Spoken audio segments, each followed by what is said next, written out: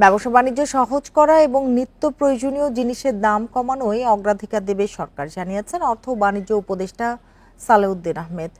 রোববার সচিবালয়ের নিজ কার্যালয়ে সাংবাদিকদের একথা জানান তিনি। বলেন, উৎপাদন ও সরবরাহ ঠিক রাখার পাশাপাশি বাজারে চাঁদাবাজি ও সিন্ডিকেটের বিরুদ্ধে কার্যকর ব্যবস্থা নেওয়া হবে। 40% বেশি গ্লো, বিশ্বে 1 নম্বর গ্লো ক্রিম, নতুন glow and lovely. Sheikh Hasina সরকারের 1.5 দশকে ব্যাংকিং খাতে লুটপাট, অর্থ পাচারের কারণে অর্থনীতিতে নৈরাজ্যকর পরিস্থিতি তৈরি হয়, যার প্রভাব পড়ে মানুষের দৈনন্দিন জীবনে। মূল্যস্ফীতি দাঁড়ায় 10% ঘরে।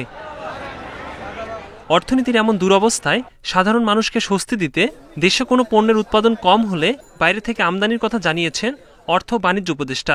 বলেন, দ্রব্যমূল্য নিয়ন্ত্রণে সরকার সজাগ আছে। উৎপাদনটা দেশে হয়, সরবরাহ দেশে হয়, বাইরে থেকে আনতে হবে।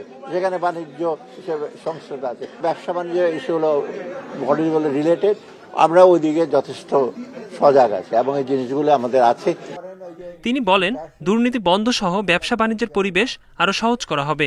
চলমান যৌক্তিক প্রকল্প চালিয়ে নেওয়ার কথাও জানান উপদেষ্টা। তার আশা, পাইপলাইনের প্রকল্পগুলোতে এডিবি ও বিশ্ব ব্যাংকের সহায়তা অব্যাহত থাকবে।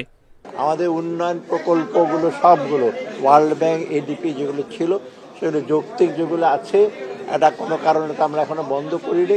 ওরা বলেছে যে আপনি যদি বলেন আমরা কার্যকর করব। আর ভবিষ্যতে আমাদের পাইপলাইনে বা অন্য প্রজেক্ট যেগুলো আমরা ঠিক করব সেগুলোর জন্য ওরা সহায়তা বলছে, আমরা যতটুকু সম্ভব করব। ওরা খুব পজিটিভ। এলডিসি উত্তরণের বিষয়ে সংশ্লিষ্ট সব পক্ষের সঙ্গে আলোচনা করা হবে বলে জানান সালেউদ্দিন আহমেদ। ইকরামুল ইসলাম, ইন্ডিপেন্ডেন্ট নিউজ, ঢাকা।